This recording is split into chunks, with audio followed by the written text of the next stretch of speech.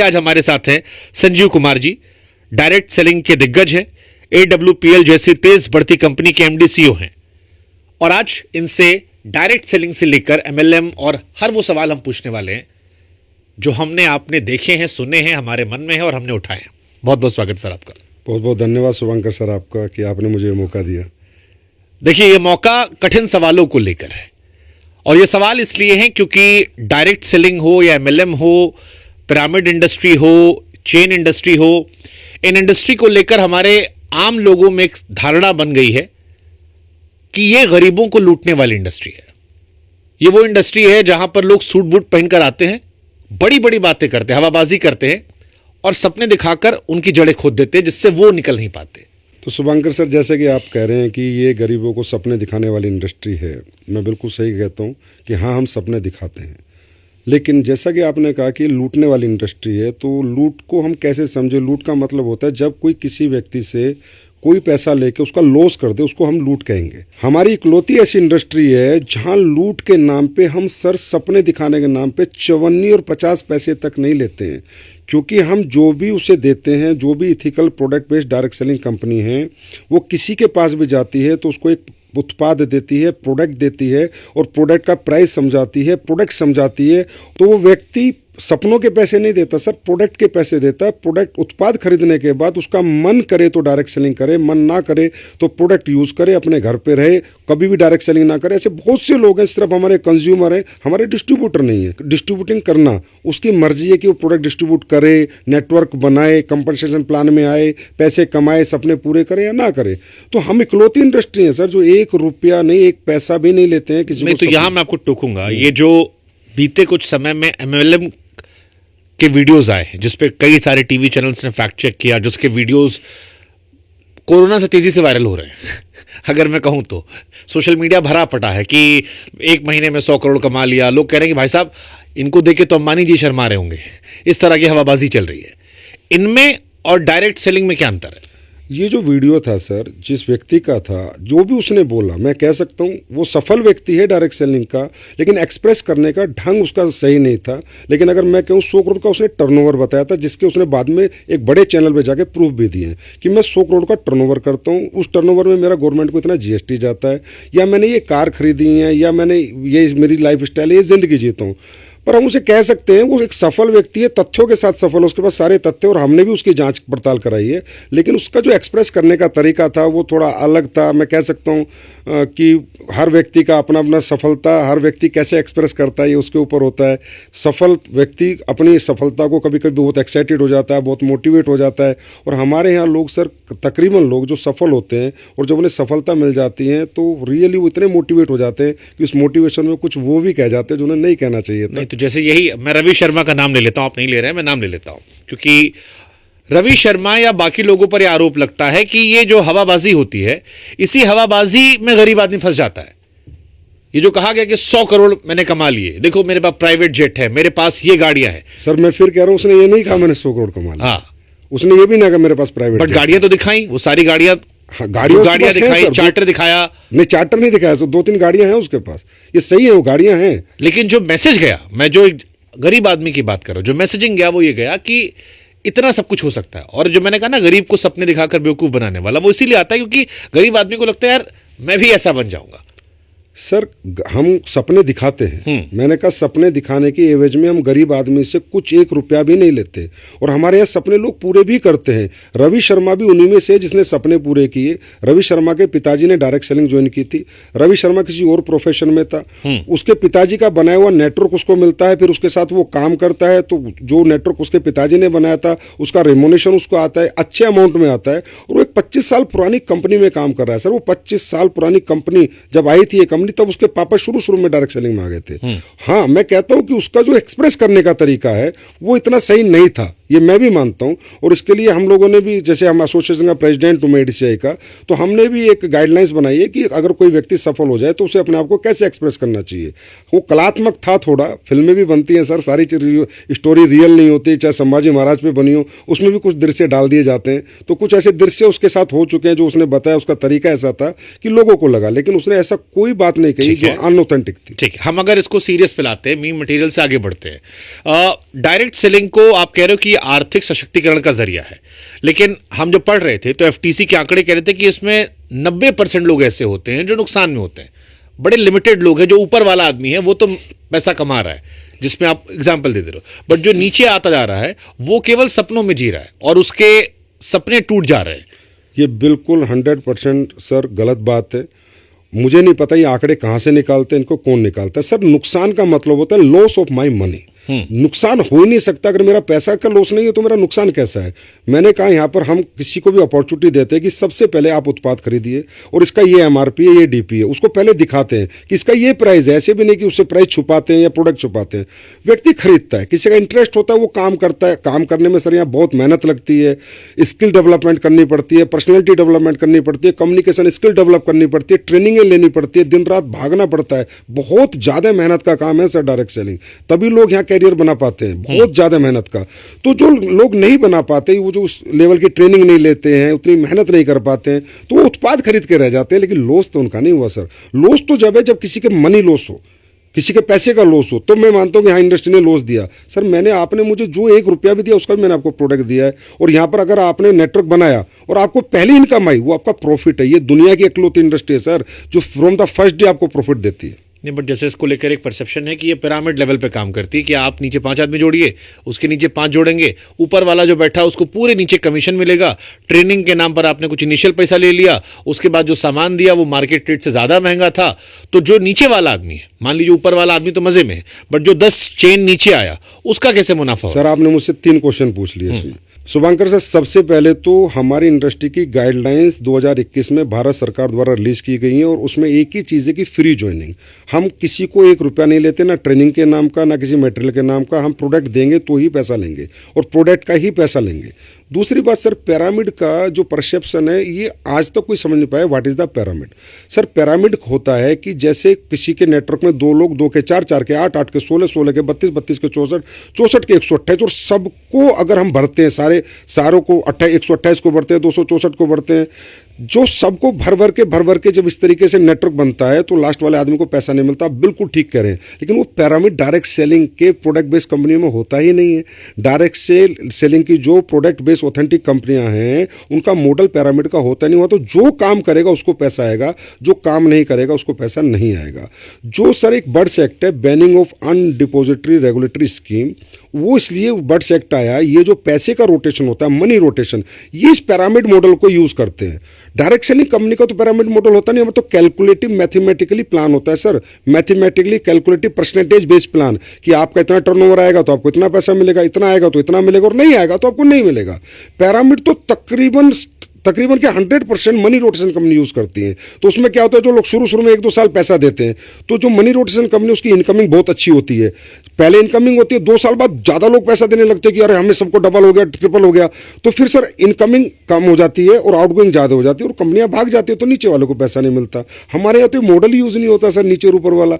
हमारे यहाँ तो मॉडल यूज होता, आपका टर्नओवर होगा तो आपको पैसा मिलेगा, नहीं तो नहीं मिलेगा। मैं एक एग्जाम्पल से बताता हूँ। हमारे यहाँ कहते हैं कि लोगों को जोड़ने का बिजनेस है, पिरामिड मॉडल है। नहीं सर, मेरे यहाँ डॉक्टर काम करते हैं, वो डॉक्टर मेरे यहाँ से 10 लाख के प्रोडक्ट खरीदता है, हर महीने बेच देता है, और जो मेरा स्ट्रक्चर ऑफ बिजनेस मॉडल मैंने उसको दिया है कि इतने पीवी तुझे यहाँ डालने, इतने यहाँ डालने, इतने यहाँ डालने, तुझे इतना पैसा मिलेगा। सर वो बिना एक आदमी को जोड़े उतने ही पैसे कमाता है, सिर्फ प्रोडक्ट बेच के उनके पीवी को प्लेस कर करके स्ट्रक्चर में। अब आप ये बताइए पिरामिड मॉडल कैसे हो गया? ये जो MLM या रवि शर्मा पर जो आरोप लगे, ये आरोप तो इन्हीं चीजों को लेकर थे। अब सर वो तो मैं कहता हूँ तो मीडिया की जिम्मेदारी है कि गलत को गलत कहे, सही को सही कहे। मैं तो सारी मीडिया से रिक्वेस्ट करता हूँ कि आप गलत और सही का डिफरेंशिएट करें, इसी के लिए मीडिया होता है। हमारी जिम्मेदारी है कि गलत और सही के बीच का क्या अंतर है। आज आपने मुझे बुलाया, मुझे इतना अच्छा लगा, कम से कम आप मेरे से बात तो कर रहे हैं।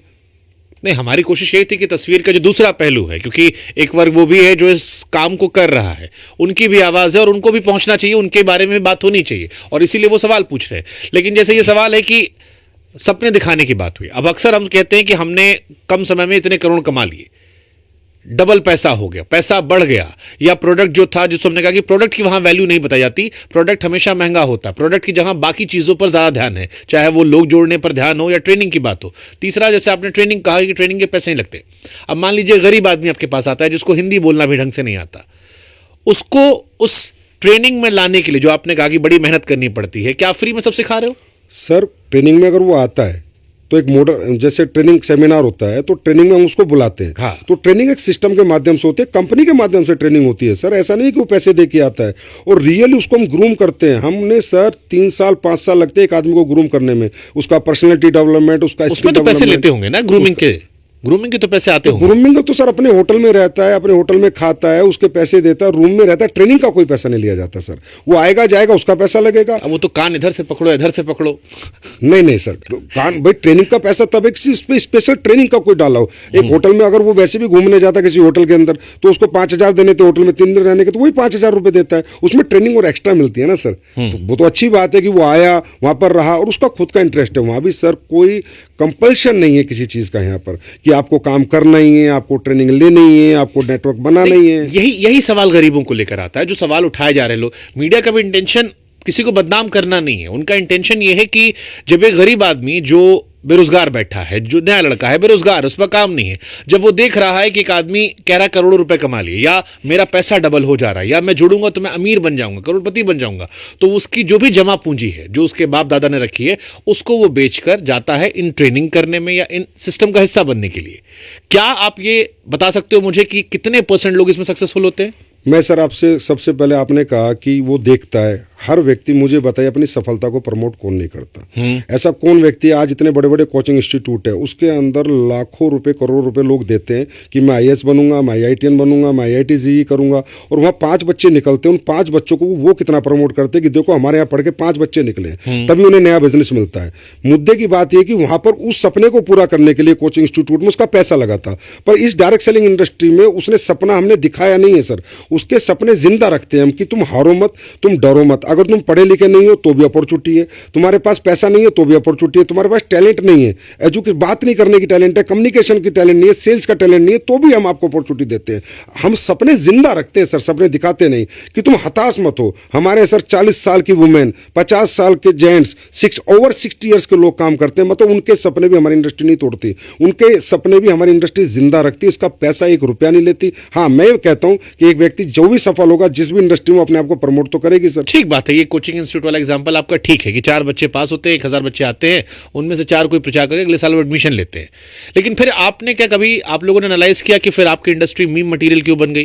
क्योंकि आज आपकी इंडस्ट्री पर जितने मीम बनते हैं, मुझे नहीं लगता कि इस देश में कोई और इंडस्ट्री है, कोई और ऐसा बिजनेस धंधा है जिसका इतना मजाक उड़ाता है। और आपकी इंडस्ट्री के लगभग हर व्यक्ति का जो सफल है या जिसकी वीडियोज आते हैं वो मजाक के दृष्टिकोण से ही वायरल होते हैं। सर आप ये बताइए, आज इन्फ्लुएंसर्स जो हैं वो मजाक किसका नहीं उड़ाते? आनंद अंबानी की शादी का भी लोगों ने मजाक उड़ाया, उसके भी खूब मीम बनाए। और आपको बताता हूँ, आप ही की दुनिया के एक बहुत बड़े इन्फ्लुएंसर जो अपना पॉडकास्ट चैनल चलाते हैं, एक मजाक शो में जाते हैं और वो माँ बाप के संबंध का भी मजाक उड़ा देते हैं।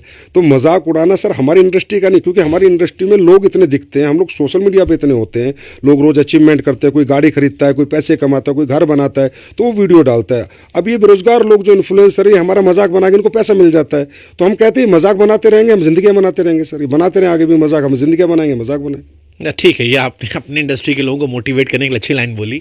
बट फिर मैं एक कॉमन आदमी का सवाल पूछता हूँ, एक आम इंसान जो आपको देख रहा है, गरीब आदमी जो आपकी इंडस्ट्री से नहीं जुड़ा है, उससे मैं ईमानदारी से आपसे पूछना चाह रहा हूँ कि ये जो आपकी इंडस्ट्री है इसमें कितनी % हवाबाजी है, कितनी % सच्चाई है?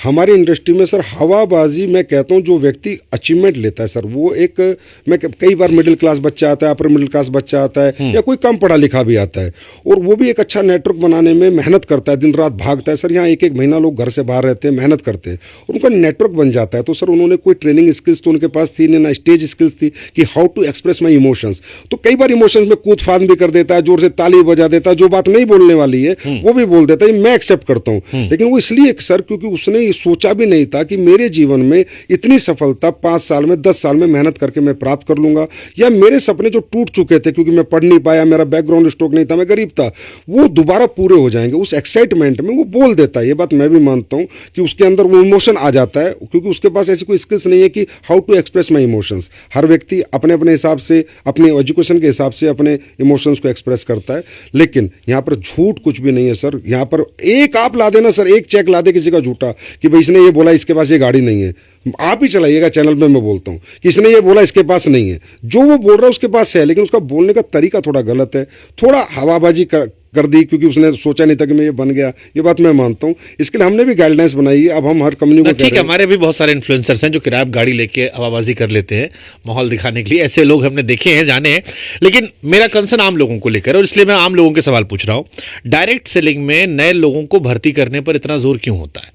आप कह रहे हो पिरामिड मॉडल नहीं है, फिर भी नए लोग भर्ती होती है, और नए लोगों में सक्सेस रेट कितना है आपका? सर हमारे यहाँ पर देखिए, कोई भी कंपनी अगर बड़ी बनी या दुनिया में मान ले अंबानी आज बहुत बड़ा एम्पायर चला रहा है, तो वो भी तो 1 लाख 2 लाख लोगों को एम्प्लॉयमेंट दे रखा है। क्योंकि सर सक्सेस क्या है, जितने वर्किंग हैंड ज़्यादा होंगे आपका काम करेंगे, और जितना टाइम मल्टीप्लाई होगा आपके बिजनेस में, लोग अपना अपना समय देंगे, जितना टैलेंट मल्टीप्लाई होगा, दैट इज कॉल्ड सक्सेस। तो टैलेंट मल्टीप्लाई करने के लिए, समय मल्टीप्लाई करने के लिए और वर्किंग हैंड्स मल्टीप्लाई करने के लिए हमारी इंडस्ट्री में लोग कोशिश करते हैं कि लोग हमारे उत्पाद खरीदें, उन्हें पसंद करें, और सर बेचे ना, शेयर करें। अगर उत्पाद अच्छा लगे तो उसको शेयर करें। हमारी इंडस्ट्री को सेलिंग स्किल्स नहीं, सेलिंग इंडस्ट्री नहीं कहा जाता, शेयरिंग इंडस्ट्री कहा जाता है।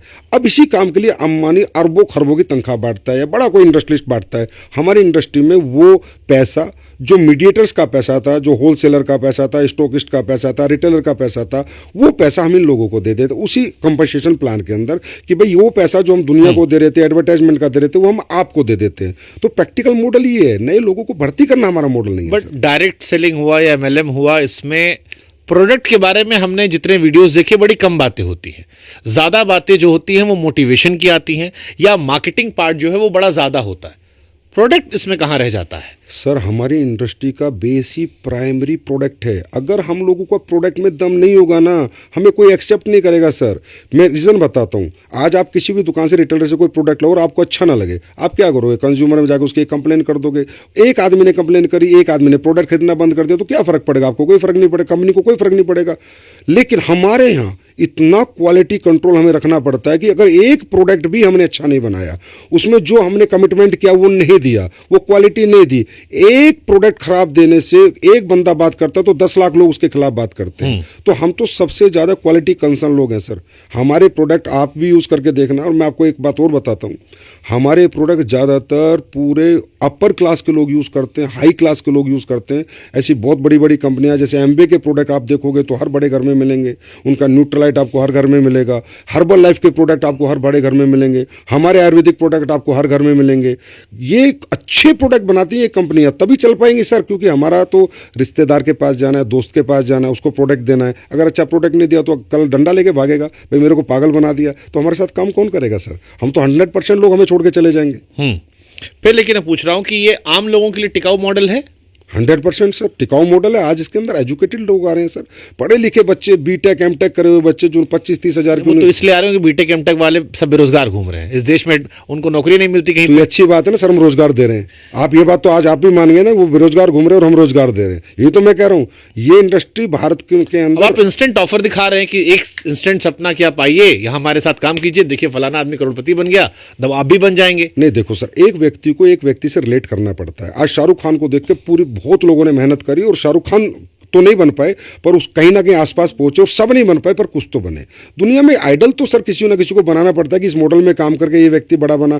तेंदुलकर को फॉलो करके दुनिया ने क्रिकेट खेला, लेकिन कुछ लोग वहां तक पहुंचे और उन्होंने अपनी स्टोरी में बताया है, सेल्फ स्टोरी में, कि भाई मैं तेंदुलकर को फॉलो करता था। हम भी वो मॉडल दिखाते हैं कि देखो ये आदमी बड़ा बना, ये भी आपके जैसे परिवार से था, ऐसी गरीब परिवार से था, पढ़ा लिखा भी नहीं था, लेकिन आज देखो ये इतने लाख रुपए महीना कमाता है, इसने ये गाड़ी मेंटेन कर रहा है। तो वो हम दिखाते हैं, उसी से तो आदमी रिलेट करता है यार कि जब ये कर सकता है तो मैं भी कर सकता हूँ। पर हम झूठा सपना नहीं दिखाते और सपनों के एवज में 1 रुपया किसी से नहीं लेते। तो जो आपका प्रोडक्ट होता है ये मार्केट के प्रोडक्ट से ज्यादा महंगा होता है सर? हमारा जो भी, क्योंकि ये एलिगेशन भी जितना हमने पढ़ा लिखा समझा जाना उसमें होता है कि आपका प्रोडक्ट ज्यादा महंगा होता है और दबाव होता है जो नीचे वाले लोग पैसा नहीं कमा पाते। उसका रीजन यही होता है कि प्रोडक्ट महंगा होता है। वो जुड़ तो जाते हैं लेकिन प्रोडक्ट महंगा है, बेचने में उनकी हालत खराब होती है। देखिए सर, हमारे यहाँ दो तरह के प्रोडक्ट होते हैं। एक तो रेगुलर प्रोडक्ट होते हैं, तो आप किसी भी कंपनी का रेगुलर प्रोडक्ट, जैसे साबुन हो गया, टूथब्रश हो गया, या कोई मसाले हो गए, आप किसी भी कंपनी का प्रोडक्ट लीजिए। आप पक्का रिसर्च करना हमारे पॉडकास्ट के बाद, आप देखेंगे सब सिमिलर प्राइस के हैं। जो ट्रेडिशनल मार्केट में प्राइस है उससे सस्ता ही मिलेगा, महंगा नहीं। कुछ प्रोडक्ट होते हैं सर R&D बेस्ड प्रोडक्ट होते हैं, रिसर्च ओरिएंटेड प्रोडक्ट होते हैं, जो इन्फॉर्मेटिव प्रोडक्ट होते हैं, जो डेमो बेस्ड प्रोडक्ट होते हैं, जिनको सिर्फ आप बात करके नहीं बेच सकते। क्योंकि सर एक चीज़ अगर बाजार में 200 की मिल रही है और एक डायरेक्ट सेलर जाके उसे 600 की बेच रहा है, तो जब भी बेच सकता है जब उसकी इन्फॉर्मेशन उसके पास होगी, इसमें क्या डला है, क्या पेटेंट इंग्रीडिएंट डला है। आज जैसे कुरकुमिन है सर, आप बाजार के कोई रिटेलर आपको कुरकुमिन नहीं समझा सकता, KSM 66 नहीं समझा सकता कि अश्वगंधा का KSM 66 क्या पेटेंट है, ये क्या काम करता है। तो रिसर्च ओरिएंटेड प्रोडक्ट जो होते हैं, हम उनके प्राइस होते हैं, लेकिन सर प्राइस छुपा के थोड़ी देते हैं हम। प्राइस तो ओपन देते हैं, इतने का तुझे खरीदना है खरीद, नहीं तो मत खरीद। प्राइस हम छुपाते थोड़ी है कि पहले खरीद ले बाद में पैसे लेते हैं। बट जैसे जो नीचे वाला आदमी, यही जो फेलर का आरोप लगता है उसी बात को लेकर लगता है कि जो नीचे वाला आदमी है, जो जुड़ गया, वो बेच ही नहीं पा रहा फिर सर, इसलिए वो फेल हो गया। नीचे ऊपर पे जोर ना दे, यहाँ नीचे ऊपर का बिजनेस ही नहीं है। मैं फिर कह रहा हूँ आपको, जो मैं नए आदमी की बात कर रहा हूँ। जो नया आदमी आया, जिसको आपने कहा कि ये धंधा, ये सामान बेचाओ, अब वो नहीं बेच पा रहा क्योंकि उसे लग रहा है ये महंगा हो गया है और उससे समस्याएं आ रही हैं बेचने में। उससे उसलिए आती है सर, क्योंकि अगर वो प्रोडक्ट की नॉलेज नहीं लेगा कि ये क्यों महंगा है, भाई अगर ये पेस्ट है तो महंगा क्यों है, ये प्रोडक्ट है, ये प्रोटीन है तो महंगा क्यों, आखिर इसमें क्या डला है। सर आप समझते हैं कि प्रोटीन 40% भी डलता है प्रोटीन के डिब्बे में, 80% भी डलता है। 80% प्रोटीन वाला डिब्बा महंगा होगा, 40% वाला कम होगा। अश्वगंधा का एक एक्सट्रैक्ट भी आता है और उसमें से KSM 66 निकल के आता है। तो आप नॉर्मल अश्वगंधा लेंगे वो सस्ती होगी, KSM वाली लेंगे तो महंगी होगी। हल्दी आप नॉर्मल लेंगे तो सस्ती होगी, जिसमें कुरकुमिन का परसेंटेज 2% है, और एक हल्दी है जिसमें परसेंट 18% है तो महंगी होगी। वो उसे बताना पड़ेगा। देखिए सर, यहाँ पर इसलिए मैं कह रहा था आपको कि प्रोडक्ट की इंफॉर्मेशन देनी पड़ती है, प्रोडक्ट नॉलेज लेनी पड़ती है, प्रोडक्ट डेमो करने पड़ते हैं, तब एक आम कंज्यूमर समझता है हाँ यार ये चीज महंगी इसलिए है क्योंकि इसमें ये डला हुआ है। तो जो बड़ी बड़ी कंपनियां, चाहे वो आयुर्वेद की कंपनियां हो या नॉर्मल जो हम सामान खरीदते हैं, साबुन, तेल, शैम्पू, वो हमारे बाप दादा भी यूज कर रहे थे। उन कंपनियों पर हमको एक भरोसा है, हमें लगता है कि उनके टीवी पर ऐड आते हैं, सरकार जो है रेगुलेट करती है, FCCI उनको देखती है। हम उनकी जगह आप पर क्यों जाते हैं लोग फिर? सरकार ने सर हमें भी रेगुलेट किया गया है, FSSAI है हमको भी देखती है। अगर आयुर्वेदिक प्रोडक्ट की बात करो तो बिना आयुष लाइसेंस के कोई कंपनी आयुर्वेदिक का कोई फॉर्मूला नहीं बना सकती। वो हमारी कंपनियां भी सारी आयुर्वेद के लाइसेंस का उससे गवर्नमेंट से ऑथराइज होके वो फॉर्मूला बनाती है और आयुर्वेद डिपार्टमेंट से परमिशन लेके आयुष से उसके बाद ही बनाती है। अब मैं आपको बताता हूँ सर कि ये जो इंडस्ट्री आई थी ना, जब आई थी 1883 की बात मैं कर रहा हूँ, 1883 की बात, तो ये स्किन प्रोडक्ट को लेके आई थी कि स्किन के बेस्ट प्रोडक्ट बनाने थे इनको और वो लोगों तक पहुँचाने थे।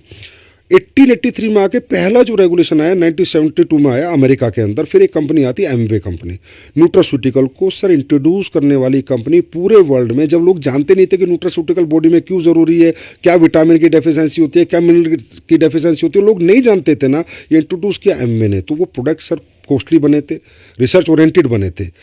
हमेशा बेस्ट प्रोडक्ट अगर आपको बेचना है तो आप ट्रेडिशनल मार्केट में सर इसलिए नहीं बेच सकते। एक छोटे से एग्जांपल से आपको बताता हूं, अगर आज कोई ए कंपनी एक एलोवेरा 100 रुपये का बेच रही है तो बी कंपनी को भी मेडिकल स्टोर पे 100 रुपये का एलोवेरा बनाना पड़ेगा। 300 का बनाने की कोई हिम्मत नहीं करेगा। क्यों? रिटेलर रखता ही नहीं है कि भाई वो 100 का दे रही है, मैं तेरा 300 का क्यों रखूँ। तो प्राइस की जो वार है, प्राइस कॉम्पिटिटिव वार है, वो ट्रेडिशनल में हमारे यहाँ नहीं। हम कुछ भी बना सकते हैं सर। आप बोलो कि सर 1 लाख का च्यवनप्राश बना दो, मैं 1 लाख का च्यवनप्राश बना के आपको दे सकता हूँ, और क्यों बनाए, इसमें कितनी स्वर्ण भस्म डली वो भी आपको बताऊंगा। पर वो 1 लाख में प्रूफ कर दूंगा कि सर 1 लाख का च्यवनप्राश है, लेकिन वो 1 लाख का च्यवनप्राश दुकान पे मैं किसी भी दुकान पे रख के नहीं बेच सकता। Nobody can accept. बोला यार 200 के च्यवनप्राश मैं तुम्हारा 1 लाख का क्यों रखूंगा, क्यों रखेगा मेरा। उसके पीछे रिसर्च क्या है, साइंस क्या है, इन्फॉर्मेशन क्या है, डाला क्या है, और मैं क्यों बेच रहा हूं इतने का। हमारे गोयल साहब बेच रहे हैं 1.5 लाख का च्यवनप्राश। बिक रहा है ना सर 1.5 लाख का, लेकिन वो इसलिए क्यों कितना बिक रहा है वो हमको नहीं पता, लेकिन उन्होंने लाए और बना रहे हैं दबा के वो, तो इसका मतलब शायद बिक ही रहा होगा।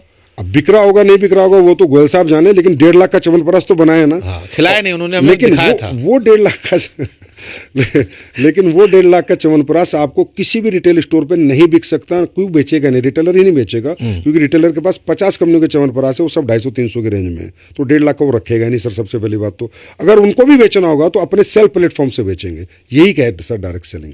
अगर हमें अच्छे प्रोडक्ट बनाने, प्राइस की वार में नहीं फंसना, क्वालिटी वार में फंसना है, तब हमारा मॉडल है सर डायरेक्ट सेलिंग। इसलिए आप सर आप यूज कीजिए किसी भी डायरेक्ट सेलिंग का कोई भी प्रोडक्ट, आप मुझे रिव्यू करना, उसके बाद आप फिर एक चला देना एक पॉडकास्ट कि यार मजा नहीं आया। किसी भी अच्छी डायरेक्ट सेलिंग कंपनी का कोई भी प्रोडक्ट यूज करेंगे सर। भारत में कौन कौन से डायरेक्ट सेलिंग की अच्छी कंपनियां हैं?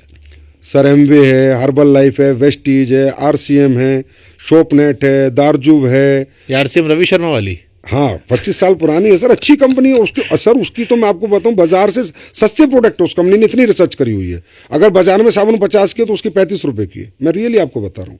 आप भी कह रहे हो उसका प्रोडक्ट अच्छा है। मैं कह रहा हूँ सर, अब जो सच है वो तो सच ही रहेगा ना सर। अब जैसे हमारे आयुर्वेदिक प्रोडक्ट है, हमारे महंगे प्रोडक्ट है, 100% महंगे प्रोडक्ट है, लेकिन हमारा पेस्ट जिसने भी कर लिया उसने कम से कम पूरी जीवन दूसरा पेस्ट को हाथ नहीं लगाया, लेकिन हमारा पेस्ट महंगा है। लेकिन जब क्यों महंगा है, उसमें कितना लौंग का तेल है, कितना हमने डाला है, दांतों को क्या देता है, ये हम प्रूफ करते हैं, इन्फॉर्मेशन देते हैं कि भाई इसलिए हमारा प्रोडक्ट महंगा है। अब देखो, आपकी एक तो आप लोगों में कला होती कि आप लोग सब स्पीकर बड़े अच्छे होते हो, आदमी को कन्विंस करना आता। आप मुझको भी कोशिश कर रहे हो कि अपने कन्विंस वाले जाल में रख लो, लेकिन मैं क्योंकि हूं पत्रकार तो फिर पूछता हूं एक आम आदमी का सवाल कि अगर डायरेक्ट सेलिंग से आदमी ऐसे रईस बन जाता तो फिर 140 करोड़ की आबादी में सब यही कर लेते। इस देश में इतनी गरीबी है, फिर अंबानी और अडानी को बाकी धंधा करने क्या जरूरत थी? वो भी डायरेक्ट सेलिंग में आते, उनके पास तो और रिसोर्सेज थे, लाखों करोड़ों लोग जुड़े हुए थे, तो वो धंधे क्यों नहीं हाथ लगाए? वो अपना क्यों अलग सामान बेच रहे हैं? देखिए सर, अगर हमारी अपॉर्चुनिटी ओपन फॉर ऑल है, आए ना, अनंत अंबानी आए, कोई भी आए, हमारे यहाँ काम करे, काम करना पड़ेगा ना, मेहनत करनी पड़ेगी, घर घर जाके प्रोडक्ट बेचना पड़ेगा, प्रोडक्ट के डेमो करने पड़ेंगे। आज इस गांव जाना है, कल उस गांव जाना है। अगर किसी में इतनी हिम्मत, इतनी जील है तो आके काम करे। देखिए सर, हर आदमी इंजीनियर नहीं बनता, हर आदमी डॉक्टर नहीं बनता, हर आदमी टीचर नहीं बनता, हर आदमी प्रोफेसर नहीं बनता। हर व्यक्ति के ड्रीमर हर व्यक्ति नहीं होता। जो ड्रीमर हो और उसको इम्प्लीमेंट करे, वो मेहनत करे, वो जज्बा जिसके अंदर हो। सर हम भी अपॉर्चुनिटी सबको देते हैं, हम खुद कहते हैं नहीं करते, ज़्यादातर लोग हमारे यहाँ भी काम नहीं करते। प्रोडक्ट यूज़ करेंगे, महीना 2 महीना हमारे ट्रेनिंग सेमिनार में आएंगे, फिर बोले हमारे बस की नहीं है। क्योंकि सर रातों को जागना, धूप में जलना, सर्दी में ठिठुर के काम करना, घर छोड़ के घर से दूर रहना, ये सबके बस की बात नहीं होती। तो सभी अमीर बन जाएंगे सर, तो फिर अमीर बनने वाले की क्या वैल्यू रहेगी? तो कैसे भरोसा करें कि आपका सामान सही है? जैसे मान लो आप गांव में आप गए, तो यूज करने में तो खर्चा करना पड़ेगा ना भाई, 2-4 बार लेना पड़ेगा। आपको एक बार में पता महंगा है, आप 100 रुपए वाला 500 में दे रहे हो, क्या ही यूज करें आप? एक बार में पता चल जाता है सर, यूज करके पता चल जाता है। अब मैं बताता हूँ, हमारे यहाँ पर एग्रीकल्चर प्रोडक्ट है सर, किसान से ज़्यादा ऑनेस्ट तो कोई नहीं है। आज इतने चैनल पड़े, जैसे सोशल मीडिया पे मीम्स बन सकती हैं, इतनी वायरल हो सकती हैं, तो सोशल मीडिया पे प्रोडक्ट के रिजल्ट्स भी वायरल हैं सर। वो भी हमें देखने चाहिए कि कितने लोग बताते हैं। और कंज्यूमर, चलो सर मैं दावा करता हूँ ये मेरा प्रोडक्ट है, कैंसर ठीक करता है।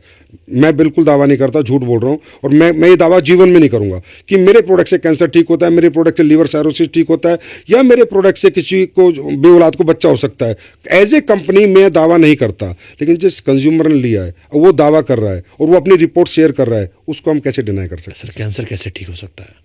सर आपके यूट्यूब के ऊपर जाइए, आप रिजल्ट उन्होंने डाले जो। अरे भी तो वैसा हो कि बाबा लोग पेट में हाथ डाल के पत्थरी निकाल देते हैं, पत्थर निकाल देते हैं, उसमें वो भी यूट्यूब पे भरा पड़ा है। हम तो मना कर रहे हैं ना, नहीं होता सर, मैं मना कर रहा हूँ ना, मैं कह रहा हूँ नहीं होता कैंसर ठीक हमारे प्रोडक्ट से। हमारे एक बाबा किए थे हरिद्वार वाले, सुप्रीम कोर्ट में डांट खाए थे। हम कह रहे तो हम तो बोल ही रहे नहीं होता सर, वो कह दिए थे, हम तो मना कर रहे हैं। उनके भी लोग कह रहे थे कि हाँ ठीक हो रहा कोविड में, और उसके बाद डांट सुप्रीम कोर्ट तक तो हम तो मना कर रहे हैं ना, नहीं होता सर। हाँ। लेकिन जो कंज्यूमर कह रहा है उसको कैसे चुप कराओगे आप? कैसे मानो कंज्यूमर है कि आप ही का आदमी है? अब उसकी रिपोर्ट देख के मानेंगे, उससे फोन करके माने, उससे बात करके, उसके डॉक्टर की रिपोर्ट देख के मानेंगे, जहां उसका इलाज चल रहा था वो देख के मानेंगे। तो अगर आप लोगों ने कैंसर का इलाज ढूंढ लिया? नहीं, हमने नहीं ढूंढा। हाँ, कंज्यूमर कह रहा है कि ये प्रोडक्ट लेके मैं ठीक हूँ। हाँ तो वही मैं कह रहा हूँ, तो भाई वो आप ही का इलाज हुआ ना, आपके दवा खाया। नहीं, हम तो दावा नहीं कर रहे ना। अरे भाई अब फिर वही बात कहां, इधर से पकड़ो इधर से पकड़ो, बात एक ही है। यहाँ बात आती है क्वालिटी प्रोडक्ट की, यहाँ बात आती है क्वालिटी प्रोडक्ट की। अगर ऑथेंटिक प्रोडक्ट बनाया जा रहा है, रिसर्च पे बनाया जा रहा है, मेहनत की जा रही है, उसमें अच्छी चीजें डाली जा रही हैं, तो वो प्रोडक्ट कुछ भी कर रहे हैं और कस्टमर रिव्यू दे रहे हैं। तो अमेरिका से लेकर रशिया, जापान, ऑस्ट्रेलिया ये सब ना बना लेते हैं सर कि कैंसर ठीक हो गया? सर मैं रशिया जापान की बात कर रहा हूँ, एक ट्रेवो कंपनी है। अब जाके रशिया से कहीं खबर आई थी कि उन्होंने एक वैक्सीन बनाई, उसको भी दुनिया यकीन नहीं कर रही अभी कि सही हो गया। सर आपने अभी सुना भी होगा कि नेचुरोपैथी में जा जाके लोग कितने ठीक होते हैं, भूखे रह के लोग कितने ठीक होते हैं। इस हब्स को लेके क्या फायदा होता है? हर देखो, आप अपनी पावर को, खासकर आयुर्वेदा को तो हम नहीं भूल सकते। भारत में 5000 साल पुरानी पद्धति है, बहुत सी ऐसी चीजें सर मान रहे हैं ना। कुरकुमिन का पेटेंट लिया ना अमेरिका ने, बायोपुरिन का पेटेंट अमेरिका ने लिया, KSM 66 का पेटेंट अमेरिका ने लिया। आपके सारे हब्स का पेटेंट तो अमेरिका ने इसलिए तो लिया, उसको पता ही ना हब्स में ताकत है। नहीं, ये तो बात दुनिया जानती है, ताकत हम कहाँ मना कर रहे कि हमारे आयुर्वेद में बहुत सारी चीजें हैं, लेकिन ये कह देना कि फलाना बीमारी ठीक हो गई, या जो आप दावों को प्रत्यक्ष तौर पर सामने रख के अपने आप को छिपा ले रहे हो, ये थोड़ा अतिशयोक्ति लग रहा है। नहीं, हम छुपा नहीं रहे सर। अभी क्या है ना, हमारी इंडस्ट्री में भी और वैसे बाहर की ट्रेडिशनल इंडस्ट्री में भी अब क्या रिसर्च होने लगी है। जब तक ह्यूमन ट्रायल नहीं होंगे सर, ह्यूमन रिसर्च नहीं होंगे, तो कोई भी दावा नहीं कर सकते, इसलिए हम भी दावा नहीं कर रहे। पर मैं ये बता रहा हूँ कि लोग ऐसे प्रोडक्ट लेकर ये क्लेम करते हैं कि सर ये ठीक हो गया, वो ठीक हो गया। हम भी हैरान हो जाते हैं कि यार हमने भी ऐसा कुछ नहीं बनाया, इन प्रोडक्ट से तुम कैसे ठीक होगा? अरे लोग तो भी कहते हैं फलाने बाबा के पास जाओ तो वहां ठीक होता है सब। नहीं सर, लेकिन बहुत सारे बाबा इस देश में हम जानते हैं ना, हम बहुत लोग का पॉडकास्ट किए हैं कि जिनके यहाँ जाओ तो कहते हैं सब ठीक हो गया। नहीं, वो लोग और लोग कहते दावा हैं। भी करते हैं। सर दावा कहना और प्रूफ करना अंतर है। अरे भाई वही तथ्यों लोग के वो साथ भी कह proof रहे करना। हैं, वही लोग वो भी कह रहे हैं कि देखो हम नाच रहे थे, या आजकल वो पंजाब में चलता ऊ लाला लाला वाला कि खड़ा हो गया लड़का। ऐसे नहीं सर, हमारे तो क्या है कि कोई रिपोर्ट्स होती हैं, अगर आपका थायराइड पहले ज़्यादा था कम हुआ तो रिपोर्ट बता रही है सर। आपका कोलेस्ट्रॉल पहले ज़्यादा था अब कम हुआ तो आपकी रिपोर्ट बता रही है। ये तो मतलब मैं उनकी कंपनी की बात कर रहा हूँ जो हेल्थ वेलनेस पे काम कर रही हैं, और भी हमारे सर्विस पे भी काम करती है हमारी कंपनियाँ नॉर्मल होम केयर पे भी काम करती है, हमारी कंपनियाँ स्किन केयर पे भी काम करती है। मैं तो सिर्फ एक बात बता रहा हूँ। बाकी सब तो मैं डाइजेस्ट कर पा रहा था, ये कैंसर वाला बच्चा वाला थोड़ा सा मेरे को डाइजेशन नहीं आ रहा है। तो सर इसके लिए मैं आपको यूट्यूब का लिंक दे दूंगा, उस पे ऊपर जितने लोगों ने डाल रखा, आपकी पूरी टीम उनसे बात करे और पूरा उनका रिसर्च कर ले। और अगर आपको एक भी कंज्यूमर का गलत आ जाए, जो मैं लिंक दूंगा कि भाई ये बिल्कुल झूठ था, ये पैसे दे के कराया गया, सर आप एक्सपोज कर देना। हमको दिक्कत नहीं है, बस आपकी ध्यान है कि आपको दिक्कत ना हो जाए। एक्सपोज कर देना, मैं खुद कह रहा हूँ सर, आप कर देना ना एक्सपोज। मैं आपको लिंक दूंगा, आप उस आम आदमी के पास जाके देखना कि अगर तो ये वीडियो उठा के काट के मैं देश के सारे अथॉरिटीज को टैग कर दूंगा।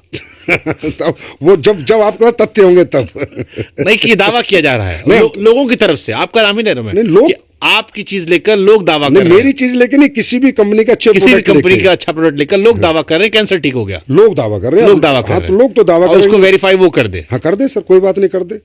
बिल्कुल रिजल्ट के साथ करे, रिपोर्ट्स के साथ करे, कहाँ ट्रीटमेंट चलता था उससे करे, देख लो, मतलब ऐसा ना हो लेने देने पड़ जाए। कोई बात नहीं सर, अगर हम गलत होंगे तो देने पड़ जाएंगे। ठीक है। क्या इसमें क्लैरिटी होती है डायरेक्ट सेलिंग में? मान लो मैं एक नया बच्चा हूं, मेरे को आपका हिस्सा बनना है, मेरा कितना खर्चा आएगा ट्रेनिंग पूरा होते होते? एवरेज खर्चा कितना आता है? सर ट्रेनिंग का तो कोई खर्चा आता है? अरे भाई ट्रेनिंग नहीं, वो होटल या उधर उधर नहीं, वो तो सर जब आपका इंटरेस्ट है। ये तो वैसे जैसे मेरे को एप्पल वाला देता है कि आपका पहले 3 महीने का म्यूजिक फ्री है, लेकिन आपको 2000 रुपए का ये लेना पड़ेगा, तब फ्री दूंगा। ऐसा सर मैं बताता हूँ, अगर देखिए इसका मॉडल क्या है कि हम आके आपको प्रोडक्ट देंगे, आप यूजर नहीं, मैं एक रैंडम इंसान कह रहा हूँ, आपको ज्वाइन करना चाहता जो। नहीं, ज्वाइन तो मुझे जिसने प्रोडक्ट लिया वो मेरे से अपने आप ही जुड़ गया। अब उसे काम करना नहीं करना वो उसकी चॉइस है। बहुत से लोग हैं सर, जैसे बहुत सारे जैसे सरकारी जॉब में होते हैं, वो नहीं करते काम, वो कहते थे यार हम तो बढ़े हुए हैं, प्रोडक्ट तुम्हारे अच्छे यूज़ करेंगे, बात खत्म, हम प्रचार नहीं करेंगे। अब जो प्रमोट ही नहीं करेगा, प्रचार ही नहीं करेगा, रिजल्ट शेयर नहीं करेगा। तो मान लो मैंने आपका प्रोडक्ट खरीद लिया, अब मैं आपसे जुड़ गया, अब यहां से आगे मेरा काम कैसे बढ़ेगा? आपका काम, अगर आप लोगों के पास जाएंगे, उस प्रोडक्ट को समझाएंगे, उसकी इन्फॉर्मेशन देंगे, जो आपको यूजेस किए हैं उसको शेयरिंग करेंगे अपना एक्सपीरियंस, अगर वो लोग भी आपसे प्रोडक्ट लेंगे और आपके नेटवर्क में शामिल होंगे तो ही आपका पैसा बनेगा, नहीं तो 1 रुपया आपका नहीं बनेगा। प्रोडक्ट लेके अगर आपने आगे प्रमोट नहीं किया, सब खत्म। और कोई कमिटमेंट कंपनी नहीं करती है। डायरेक्ट सेलिंग के रूल्स के अंदर साफ साफ है।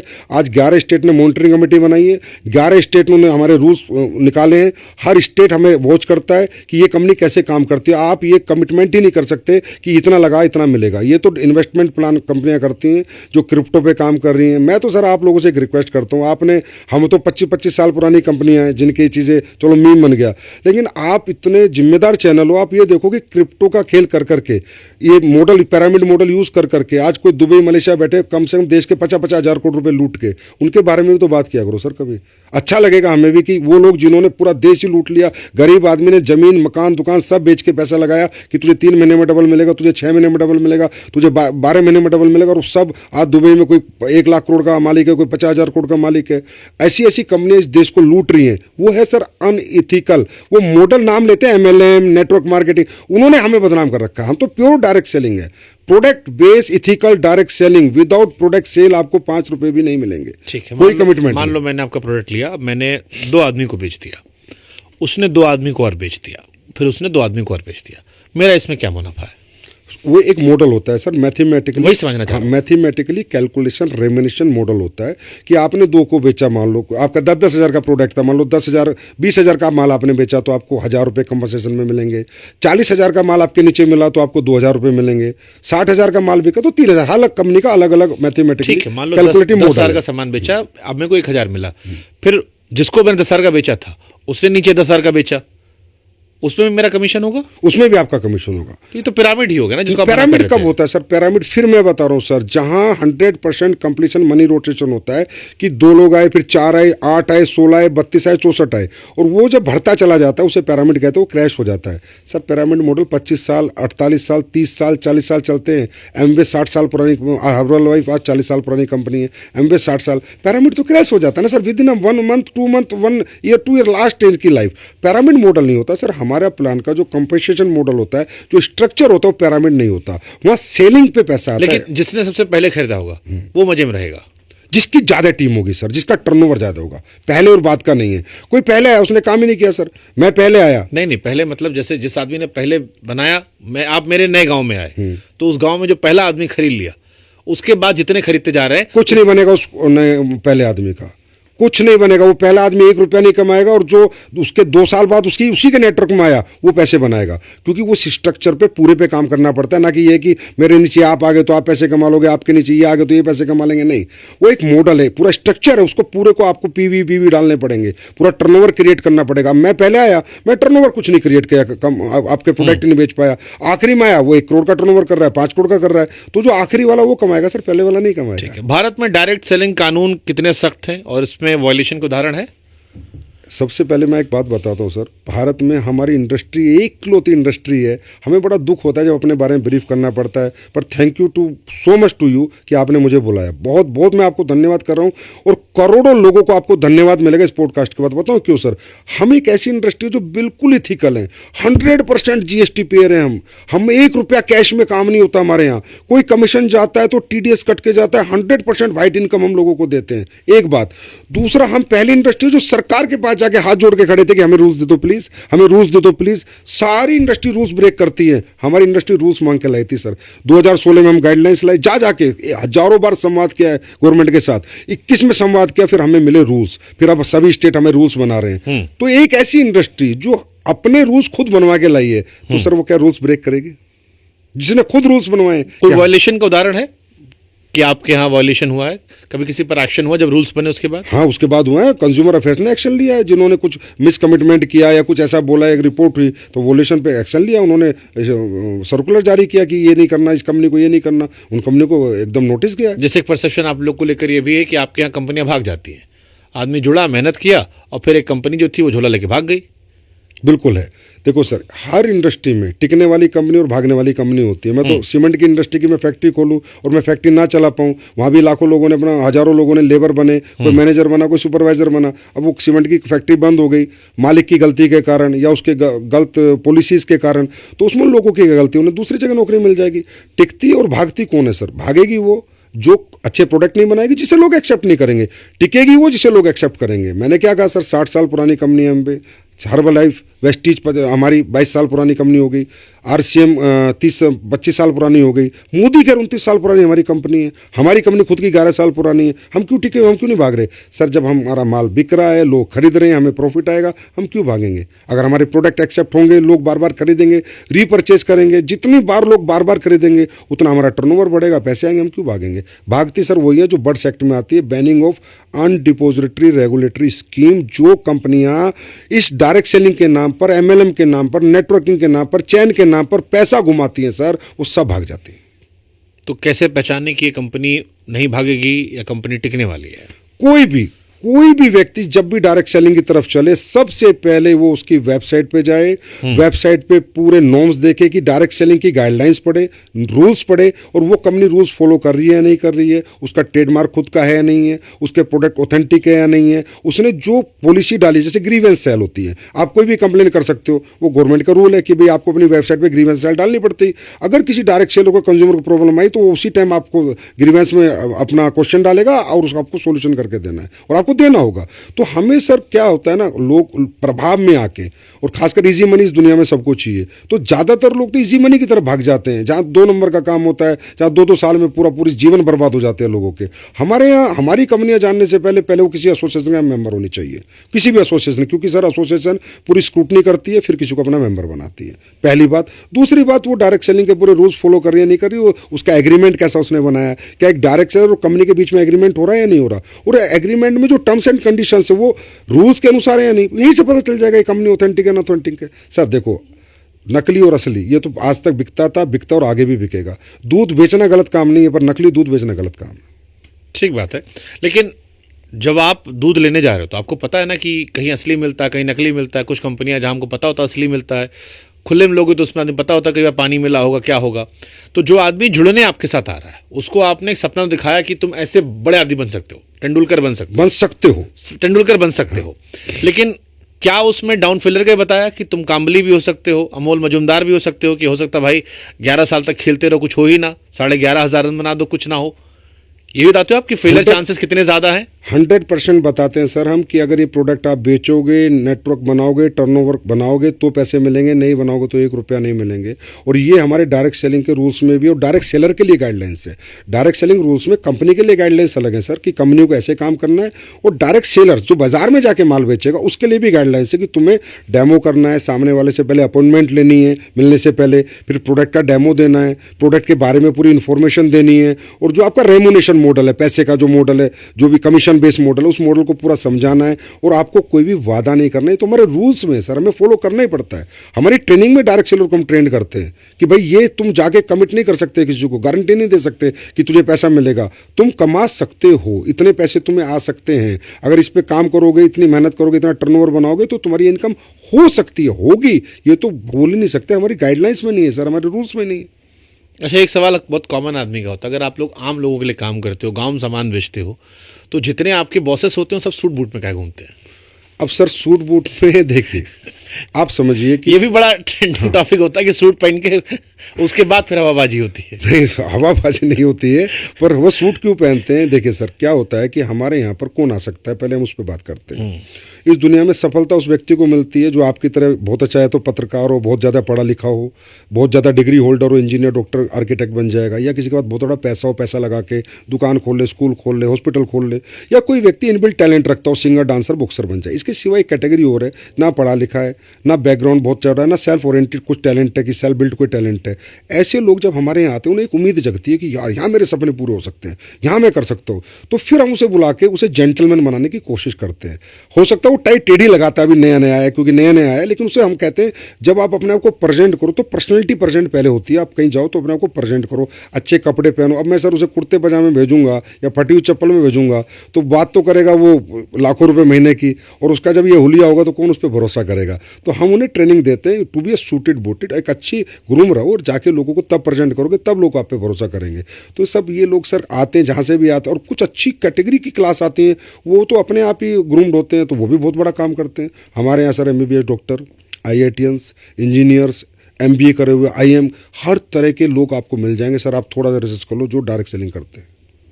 तो मतलब आप ये कह रहे हो कि क्योंकि गरीब आदमी इन्वॉल्व है इसलिए लोगों को मजाक उड़ाने का मौका ज़्यादा मिल जाता है। बस sir, thank you so much Shubhankar sir, आपने ये बात बोल के ना दिल खुश कर दिया। सच्चाई बात यह कि गरीब आदमी बड़ा बनता है ना, उसकी हजम नहीं हो रही वो तरक्की, किसी को कोई हजम नहीं कर पा रहा कि यार ये 30 साल में एक लेडीज़ ने काम करना शुरू किया, इस वुमेन ने, और ये आज गाड़ी BMW लेके घूम रही है, तो वो हजम नहीं कर पा रहे।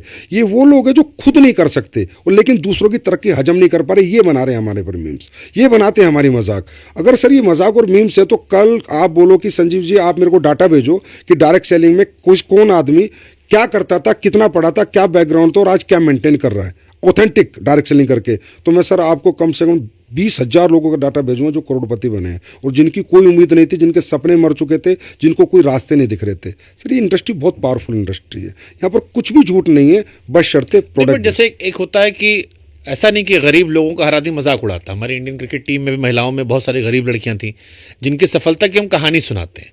आप लोगों ने अपने आप को एनालाइज नहीं किया, कहीं तो गलत कर रहे होगे, कितना मजाक उड़ रहा है, तो या तो वो एक्सट्रीम हवाबाजी होगी या वो होगा कि इतना बढ़ा चढ़ा कर कह दिया कि जहां पर आपको संवेदना मिलनी चाहिए थी वहां पर आप क्यों उपहास होने लगा।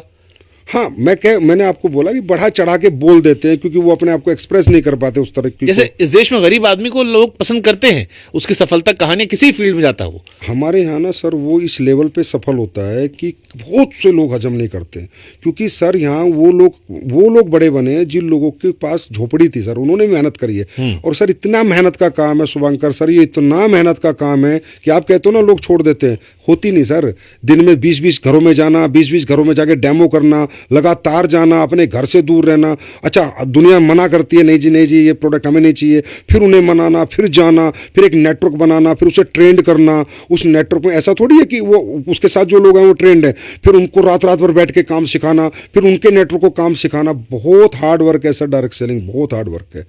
तब लोग यहाँ सक्सेस हो जाते हैं। तो कुछ लोगों को लगता है ये कैसे हो सकता है, तो हो ही नहीं सकता, ये आदमी गाड़ी ले नहीं सकता, ये आदमी इतना पैसा कमा ही नहीं सकता। मैं तो इसको बैकग्राउंड से जानता हूँ, इसके साथ बचपन में कंचे खेला हूँ, मैं तो गिल्ली डंडा खेला हूँ, इसके पास तो ऐसा कोई टैलेंट नहीं था। लेकिन वो इस प्लेटफॉर्म की पावर है, इस डायरेक्ट सेलिंग की पावर है। क्योंकि यहाँ पर क्या है सर, कॉम्पिटिशन नहीं है, यहाँ सब एक दूसरे को आगे बढ़ाते हैं, टांग पकड़ के खींचते नहीं है, गिराते नहीं है, किसी को रोकते नहीं है। सब कहते हैं चल तू भी मेहनत कर, मैं भी करता हूँ, चल अपन तू इधर चल, मैं इधर चलता हूँ, चल हम सारे लोग मिलकर मेहनत करते हैं, तब जाके एक नेटवर्क बनता है, तब जाके लोग पैसा कमाते हैं। ठीक है। असली नकली कंपनी का फर्क कैसे पहचाने? असली नकली का सर एक ही फ़र्क है कि सबसे पहले तो जो कंपनी आपको पैसे दुगने करने का वादा कर रही है, चाहे वो क्रिप्टो को बेस बना रही है और प्रोडक्ट को भी बेस बना लेती हैं। जो आज आप लोग हमारे खिलाफ बात करते हैं, या आप नहीं, या कोई भी मीडिया चैनल या कोई भी मीम्स बनाते हैं, वो अपनी जगह कई हद तक सही भी कहते हैं। क्योंकि कई कंपनियों ने क्या किया कि प्रोडक्ट तो जैसे ये कप है, उसके बाद कहा यार ये तू कप बेचेगा ना तो 3 महीने में तेरे पैसे डबल कर दूंगा। एक तो कप के पैसे दे दे और जो तूने पैसे दे डबल होके मिल जाएंगे, तो प्रोडक्ट तो वहाँ भी इन्वॉल्व हो गया। अब लोगों का यही भ्रांति रही आज तक, यार प्रोडक्ट तो वहाँ भी इन्वॉल्व था जिसने मुझे दुगने पैसे की बात करी थी। इसी तरह कोई क्रिप्टो के आड़ में कि मैं बिटकॉइन दूंगा, मैं ये कॉइन दूंगा या मेरा कॉइन दूंगा, ये जो लोग जितने भी दुगने पैसे करने का वादा करते हैं ये सब नकली हैं सर। यही पहचानने क्या है कि जो आपको बड़ा लालच दे रहा है, दुगने करने की बात कर रहा है, बिना मेहनत के जो पैसे देने की बात कर रहा है सर, चाहे वो कोई भी कंपनी कर रही है, चाहे वो प्रोडक्ट लेके उसकी आड़ में कर रही है, वो भी गलत है। और असली वो है जो कहता है भाई प्रोडक्ट बेचोगे, टर्नओवर दोगे कंपनी को, इतना दोगे तो इतना मिलेगा, नहीं दोगे तो नहीं मिलेगा। गाइडलाइंस रूल्स जो भारत सरकार के पूरा फॉलो कर रही है वो 100% असली है और वहाँ 100% कैरियर है। और ये 60 साल से प्रूवन है और भारत में भी आज 29 साल हो गई, 29 साल से कंपनियों ने कैरियर बना रही है लोगों के। तो जो नया आदमी आपको सुन रहा होगा और वो जो इसके स्कैम वाले प्रोसेस होते हैं, जो स्कैम वाले होते हैं, क्योंकि आप खुद मान रहे हो कई जगह स्कैम आपके यहाँ है, उस स्कैम से बचने के लिए क्या सलाह दोगे? हमारे यहाँ नहीं है। अरे आपकी आड़ में ही जैसे आपने बताया कि प्रोडक्ट आपका बेच रहा है, तो वो भी आप ही का हिस्सा हो गया। पुण्य पाप दोनों हम आपको दे रहे हैं। नहीं, पुण्य तो जो पाप वाला हिस्सा है वो स्कैम से आम आदमी कैसे बचे? उस स्कैम से बचने के लिए उसे ये देखना है कि ये कंपनी जो प्रोडक्ट तेरे को दे रही है, पहली बात तो यूज़ का होना चाहिए, तेरी नीड का होना चाहिए। ऐसा नहीं है कि तेरे को कई कंपनियां चाइना से लाके कोई ऐसा प्रोडक्ट देती हैं, इसी मैं बता रहा हूँ सर, जो कि ये प्रोडक्ट जो उसके किसी काम का ही नहीं है। सबसे पहले मेरा प्रोडक्ट मेरे काम का नहीं है, क्यों दे रहे हो भाई? चाहे अपॉर्चुनिटी दो, चाहे मैं पैसे कमाऊँ चाहे ना कमाऊँ, पर प्रोडक्ट वो दो जो मैं घर में यूज़ कर सकूँ, वर्थेबल हो, यूजेबल हो और रियली उसकी मुझे ज़रूरत हो। सबसे पहला स्टेप ये है। दूसरा, कोई भी वादा नहीं होना चाहिए कि इतना करेगा, मेहनत करेगा, टर्नओवर देगा, प्रोडक्ट सेल होगा तो पैसा आएगा। और अगर प्रोडक्ट सेल हुए बिना पैसा आ रहा है, 100% स्कैम है सर, 100% स्कैम है। दुगने का वादा, 4% ब्याज मिलेगा हर महीने, 3% ब्याज मिलेगा, 8% ब्याज मिलेगा, 100% स्कैम है। अगर ये चीज़ लोग ध्यान रखें तो ऑथेंटिक डायरेक्ट सेलिंग में आएंगे। वो कामयाब होना हो लेकिन उनका पैसा डूबने का 0% चांस होगा। डायरेक्ट सेलिंग में भारत कितने स्थान पर है? 11वें स्थान पर सर, अमेरिका पहले स्थान पर। अब अमेरिका इतनी डेवलप कंट्री है, $40 बिलियन का, शुभंकर सर, $40 बिलियन का अमेरिका। अगर इस बिजनेस में जान नहीं होती, इसके प्रोडक्ट की एक्सेप्टेबिलिटी नहीं होती, अगर इस बिजनेस में जान नहीं होती, इसके प्रोडक्ट की एक्सेप्टेबिलिटी नहीं होती, अमेरिका जैसा देश में 4 लाख करोड़ का व्यापार होता है। चाइना में तकरीबन मेरे ख्याल 1.5-2 लाख करोड़ का व्यापार होता है। साउथ कोरिया में सर 1.5-2 लाख करोड़ का व्यापार होता है। जर्मनी में 2 लाख करोड़ का व्यापार होता है। टोटल व्यापार हमारा 16 लाख करोड़ का होता है और हम सिर्फ 25,000 करोड़ का करते हैं इंडिया में, क्योंकि हमें रूल्स थोड़ा लेट आए, 2021 में रूल्स मिले। और जैसे अब आप जैसे लोग आने लगे, हमारे बारे में बात करने लगे, आप बात ही कर रहे हैं, इसी से हमारी इंडस्ट्री को कहीं ना कहीं लोग अच्छा बुरा समझ जाए ना, वही बड़ी बात है। बस ये अच्छा बुरा लोग समझ जाएंगे तो हमारा भी एक दिन 2-3 लाख करोड़ का टर्नओवर होगा इंडस्ट्री का। ये ज़रूर ऐसा दिन आएगा, लेकिन आज हमारा 11वां स्थान है सर। हमारी कोशिश यही कि जो सारे संदेश, सारे सवाल, शक हैं वो आपसे पूछ ले, ताकि थोड़ा क्लैरिटी हो लोगों के मन में। लेकिन 140 करोड़ की आबादी का फिर तो कम है ये। हाँ जी सर, क्योंकि सर वही है ना कि इसकी आड़ में गलत कंपनी आई, स्कैम हुए और किसी ने ध्यान नहीं दिया। जैसे आपने अपने चैनल पे आज मुझे बुलाया कि आओ जी बात करते हो, ओपनली ओपन टॉक करते हैं, और आप ओपन टॉक कर रहे हो, आप ऐसा नहीं मेरे फेवर में कोई बात कर रहे हो। ऐसी ओपन टॉक करने वाले लोग जब आएंगे, आप जैसे अच्छे लोग बढ़ के आएंगे, देश डायरेक्ट सेलिंग में अच्छा काम करेगा। मैं नहीं कहता बेरोजगार मिटा देंगे, लेकिन गवर्नमेंट का सहयोग बहुत करेंगे, क्योंकि 100% यहाँ पर ट्रांसपेरेंसी है सर। चाहे जीएसटी हो, चाहे टैक्स हो, चाहे वाइट की इनकम हो, चाहे प्रोडक्ट बनाना हो। हमारे भारत में सर 45% वुमेन है यहाँ पर। हमने वुमेन्स डे किया था 8 मार्च को, जिसमें 2 सीएम ने अपना हमें आशीर्वाद दे के गए थे। अब आप समझिए 2 सीएम देश के आए, वो भी समझते हैं डायरेक्ट सेलिंग। और भी उससे पिछले किया था तो कंज्यूमर मिनिस्टर आए, क्योंकि इन्होंने बनाए हमारे लिए रूल, ये भी समझते हैं डायरेक्ट सेलिंग। तो उनका भी ये उम्मीद है कि 2-3 लाख करोड़ की इंडस्ट्री हो, वुमेन एम्पावरमेंट को, स्किल इंडिया को, आत्मनिर्भर भारत को ये इंडस्ट्री सहयोग करे और भारत में बेरोजगारी दूर करने में एक छोटा मोटा रोल जरूर निभाए। आपने कई बार महिलाओं का जिक्र कर दिया, डायरेक्ट सेलिंग में महिलाओं की क्या भूमिका है? सबसे बड़ी भूमिका उनकी थी सर। डायरेक्ट सेलिंग बनी महिलाओं के लिए थी। डायरेक्ट सेलिंग जब आई थी तो उन महिलाओं के लिए आई थी कि जो महिला अपने घर में फ्री हो जाती हैं, और 2-4-6 घंटे जो टाइम रहता है उस टाइम पे वो प्रोडक्ट यूज़ करे और लोगों को जा जाके प्रोडक्ट का डेमो करे और कुछ एक्स्ट्रा इनकम करे। हकीकत में डायरेक्ट सेलिंग जो शुरू में बनी थी सर, 1883 की मैं बात कर रहा हूँ, तो पार्ट टाइम के लिए बनी थी, फुल टाइम के लिए नहीं बनी। फिर महिलाओं ने इसमें योगदान दिया बढ़ चढ़ के, तो फिर महिलाएं जब अच्छा कमाने लगी तो धीरे धीरे लोगों को समझ आया अच्छा मॉडल है, तो सेलिंग का अच्छा मॉडल है, कहीं ना कहीं पैसे भी बन जाते, 2 घंटे काम करे चाहे 4 घंटे काम करे, कुछ एक्स्ट्रा इनकम आ जाती है, घर में थोड़ा और अच्छा घर चल जाता है। तो धीरे धीरे फिर पुरुष आने लगे, बनी है महिलाओं के लिए थी। और आज भी महिलाएं 45% महिलाएं हमारे यहाँ हमारे यहाँ डायरेक्ट सेलर से 100% में 80 लाख के करीब डायरेक्ट सेलर एक्टिव है भारत के आज के अंदर। आपके पॉडकास्ट को भी 80 लाख के आसपास डायरेक्ट सेलर जरूर देखेंगे जो भी डायरेक्ट सेलिंग को जानते हैं। और आज 10 लाख लोगों को डायरेक्ट और इनडायरेक्ट परमानेंट एम्प्लॉयमेंट दे रखा है। जैसे हमारी फैक्ट्रियाँ हैं, 5 फैक्ट्रियाँ हमारी 1000 लोगों का हमारा वहाँ पर है, कोरियर है, लॉजिस्टिक है, ये सब चीज़ों में डायरेक्ट इनडायरेक्ट रोजगार आज इतना हमने दे रखा है सर। ठीक है, डायरेक्ट सेलिंग में कौन कौन सी स्किल सीखी जा सकती है?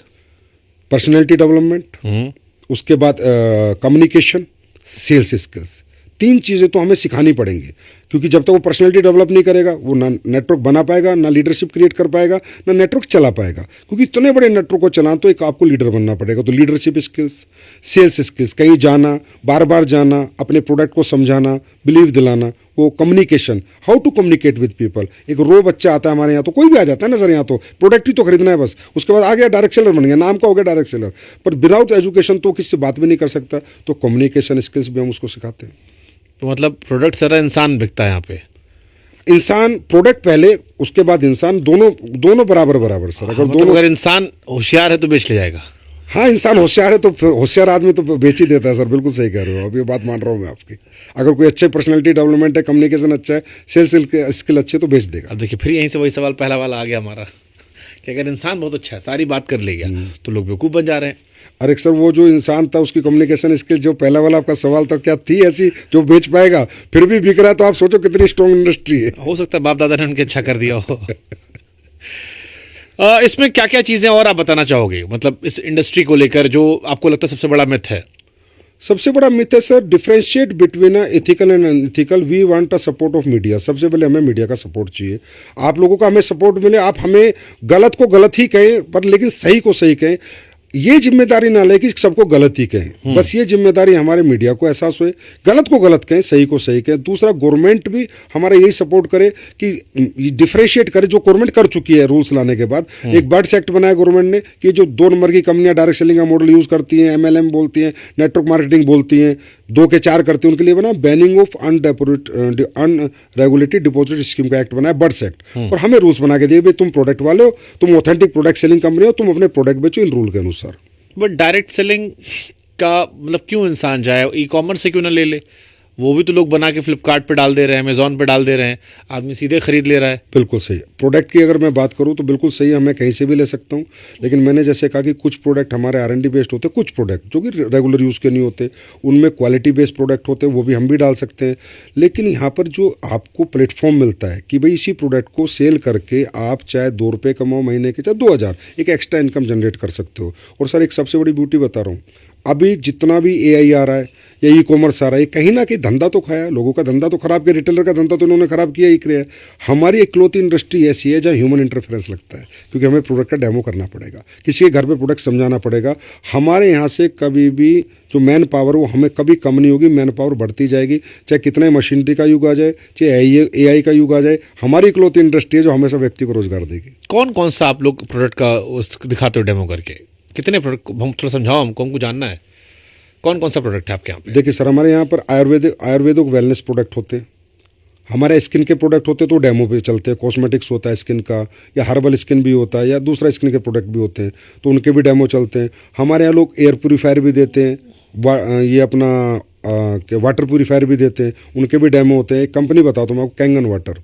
कोई ऐसा सेलिब्रिटी बताओ इंडिया में जिसके यहाँ कैंगन वाटर का आरओ ना लगाओ। डायरेक्ट सेलिंग का प्रोडक्ट है सर, डायरेक्ट सेलिंग का 1 लाख का लगता है। जापान की कंपनी है, पूरे वर्ल्ड वाइड काम करती है। कैंगन वाटर, आप कोई सेलिब्रिटी जितने भी बॉलीवुड के बैठे हैं, हॉलीवुड के बैठे हैं, कि कैंगन वाटर लगाया नहीं लगा, किसने बनाया सर? और कंपनियों ने क्यों नहीं बनाया? डायरेक्ट सेलिंग में क्यों बिका? डायरेक्ट सेलिंग का प्रोडक्ट है सर कैंगन वाटर का, उसका डेमो लगता है। तो ऐसे बहुत से प्रोडक्ट है जिनके डेमो देने पड़ते हैं। ओके, सबसे ज़्यादा हिट प्रोडक्ट कौन कौन से हैं? आयुर्वेदिक और वेलनेस 64% का कंट्रीब्यूशन है, आयुर्वेदिक और वेलनेस के प्रोडक्ट, न्यूट्रास्यूटिकल। तो इनमें आप क्या डेमो देते हो? आयुर्वेदिक प्रोडक्ट इनमें डेमो नहीं देते, इनमें तो कस्टमर यूज़ करता है, उसके बाद बताता है अगर उसे अच्छा लगता है कि यार मज़ा आया, या पेस्ट अच्छा किया, पेस्ट में मज़ा आया, मैंने तुलसी ली, तुलसी से मेरा चेस्ट को रिलीफ मिला, या मैंने कोई तेल लगाया तो मेरे घुटनों को रिलीफ मिला, बस इतना ही रहता है। लेकिन इनके डेमो जो मैंने अभी बताए, एयर प्योरीफायर है, वाटर प्योरीफायर हैं, उसके बाद सैनिटरी पैड्स हैं हमारे बहुत। अब सर मैं आपको बताता हूँ, सैनिटरी पैड, डायरेक्ट सेलिंग का सैनिटरी पैड और ट्रेडिशनल का सैनिटरी पैड आप ही जाके कंपेयर कर लेना। आपके घर में कोई ना कोई महिला ज़रूर होगी, आप उससे कहना बेटा एक डायरेक्ट सेलिंग का मंगा ले और एक यहाँ मंगा ले, और दोनों सैनिटरी पैड का यूजेस करके आप खुद कह दोगे कि क्या क्वालिटी बनाती हैं डायरेक्ट सेलिंग कंपनियाँ। ये जो बाजार का सैनिटरी पैड है वो कितना अनहाइजीनिक है, जिसकी रिसर्च हो रखी है, जिसके ऊपर खूब सारे लेख आ रखे हैं कि वो कितना लेडीज़ के लिए अनहाइजीनिक है, और डायरेक्ट सेलिंग कंपनियों ने इतना हाइजीनिक सैनिटरी पैड बनाया, बहुत सी कंपनियों ने, जो कि कोई भी महिला यूज़ करके उसको बार बार यूज़ करते हैं, प्योरली हाइजीनिक प्रोडक्ट है विथ साइंस। ओके, ये तो जो लोगों ने जो वीडियो देख रहे होंगे, हम चाहेंगे जिन्होंने इस्तेमाल किया वो बताएं, क्योंकि असली तो वही लोग हैं फीडबैक के लिए। डायरेक्ट सेलिंग कंपनी जुड़ने से पहले क्या क्या देखना चाहिए? उस कंपनी के प्रोडक्ट क्या है, उस कंपनी का मैनेजमेंट कैसा है, एक्सपीरियंस मैनेजमेंट है, अनएक्सपीरियंस मैनेजमेंट है। और जैसे कि आपने एक बीच में क्वेश्चन किया था, बड़े हिंदुस्तान लीवर भी डायरेक्ट सेलिंग में आगे चला गया, नहीं कर पाया काम, क्योंकि यहाँ पर वो लीडरशिप डालनी पड़ती है, स्किल्स डेवलप। ओसवाल ग्रुप ने भी की, बहुत सी बड़ी बड़ी ग्रुप आए हैं, करने की कोशिश की है, लेकिन यहाँ मेहनत बहुत है सर, बहुत ज़्यादा मेहनत है। जो प्रमोटर्स है ना, उनको दिन रात भागना पड़ता है, तब जाके नेटवर्क क्रिएट कर पाते हैं, तब जाके अपना प्रोडक्ट लोगों को एक्सेप्ट करा पाते हैं। तो एक ही चीज़ देखें कि गवर्नमेंट के पूरे रूल्स फॉलो कर रही है, प्रोडक्ट के डेमो कर रही है या नहीं कर रही है, प्रोडक्ट हमारे यूज़ के हैं, नीड के हैं या नहीं है, वर्थेबल है या नहीं है। और जो प्रोडक्ट आप एक बार चाहे उसका छोटा प्रोडक्ट ले लें, कोई जरूरी नहीं है आप हज़ारों का लें, कोई 100 रुपये का 50 रुपये का प्रोडक्ट ले लें, जो भी कंपनी, क्योंकि यहाँ पर ऐसा कुछ नहीं कि आपको 2000 का लेना है, 5000 का लेना है, आप 50 रुपये साबुन भी ले सकते हो, एक साबुन लेके भी यूज़ कर लें, हाँ यार इसमें दम होगा तब मैं इसके आगे बढ़ूंगा। तो ये तरीका है। 2021 में जो गाइडलाइन आई थी उसमें क्या क्या इंपॉर्टेंट बातें थी? यही सारी इंपॉर्टेंट बातें थी कि आपके सारे प्रोडक्ट के टीएम्स होने चाहिए, आपका ग्रीवेंस सेल होना चाहिए, आपकी वेबसाइट पे फुल इन्फॉर्मेशन होनी चाहिए, listed black listed direct seller की होनी चाहिए। अगर आपने कोई ब्लैक लिस्ट भी किया है, डायरेक्ट सेलर जो दूसरे काम करता है, अनऑथेंटिक प्रैक्टिस करता है, डायरेक्ट सेलर के लिए आपको कहीं जाना है तो पहले अपॉइंटमेंट लेनी है, फिर व्यक्ति को पूरा डेमो देना है। मिस इन्फॉर्मेशन आपको बिल्कुल भी नहीं देनी है, कोई भी मिस इन्फॉर्मेशन वाली बात आपको नहीं करनी है, चाहे वो प्रोडक्ट पे हो, और हर चीज़ आपको ओपन करनी है, हर चीज़ आपकी वेबसाइट पर दिखनी चाहिए। अगर आज मेरी वेबसाइट आप खोलो तो मेरे रेट, मेरे प्राइस, मेरे टीएम, गवर्नमेंट के जितने सर्टिफिकेशन है, चाहे वो आयुष के हों चाहे FSSAI को, सारे मैं ले रहा हूँ या नहीं ले रहा, तब जाके आप उस कंपनी में कह सकते हो हाँ ये कंपनी पूरी सही है, इस पर मैं काम कर सकता हूँ। बट जैसे बाकी कंपनी का हम प्रोडक्ट यूज़ करते हैं, कोई शिकायत है कंज्यूमर फोरम में जाकर शिकायत कर सकते हैं। डायरेक्ट सेलिंग की शिकायत कैसे होती है? यहाँ भी होती है सर कंज्यूमर में। आप प्रोडक्ट यूज़ कर रहे हो, आपको कोई मिस इन्फॉर्मेशन मिली या प्रोडक्ट को जो किसी ने नहीं, यहाँ भी सेम है, सेम प्रोसेस है sir. Authentic direct selling means सिर्फ एक मॉडल बदला है बेचने का, बाकी सब सेम है सर, ट्रेडिशनल की तरह सब सर्टिफिकेशन चाहिए, ईच एंड एवरीथिंग आपको चाहिए। सिर्फ मॉडल ऑफ डायरेक्ट सेलिंग किसी का ई कॉमर्स है, किसी का रिटेलर है, और हमारा मैन टू मैन जाके, बस इतना ही है सर, बाकी सब सेम प्रोसेस। तो फिर सारे सवाल आप पर ही क्यों आए? इस ई सेलिंग वाले पर नहीं लगते? ई कॉमर्स वाले पे आरोप नहीं लगते, वेबसाइट वाले पे नहीं आ रहे, या बाकी जो दुकानों बेचने पे आरोप नहीं आ रहे? सर ई सेलिंग वाला ई कॉमर्स कंपनी, अगर किसी आदमी के 2 प्रमोटर है, 4 प्रमोटर है, 5 प्रमोटर है, तो उनका प्रोडक्ट बिक रहा है, वो पैसे कमा रहे हैं। हमारे यहाँ तो सारे लाखों प्रमोटर हैं। अब लाखों प्रमोटर जब कुछ बेचेंगे तो कुछ बोलेंगे भी, अपनी बताएंगे भी, मैंने गाड़ी ली, मैंने घर लिया। तो अब इतने सारे लोगों को लोग देखते हैं तो बिलीव नहीं हो पाता कि यार इतने सारे लोग इस इंडस्ट्री में कामयाब हो रहे हैं। अच्छा, कई सारे लोग डायरेक्ट सेलिंग में लीडर्स को गुरु जी, महाराज जी, मेंटोर महाराज ये सब कहकर बुलाते हैं। ऐसा लगता है कंपनी पे भरोसा नहीं, आदमी में भरोसा है। डायरेक्ट सेलिंग में मुझे प्रोडक्ट से ज़्यादा आदमी दिखाई पड़ता है कि ये फलाना आदमी है, वही जो आता है, हाँ जी गुड मॉर्निंग। तो सर क्रिकेट पे भरोसा बाद में, पहले कोच पे भरोसा कि मुझे क्रिकेट सिखाएगा या नहीं सिखाएगा। हमारे यहाँ पर क्या होता है सर, जैसा मैंने बताया, ये इकलौती ऐसी इंडस्ट्री है जहाँ पर एक व्यक्ति अपने जीवन भर का टैलेंट, जीवन भर की नॉलेज बिना 1 रुपया लिए उनको देता है जिनको कुछ नहीं आता।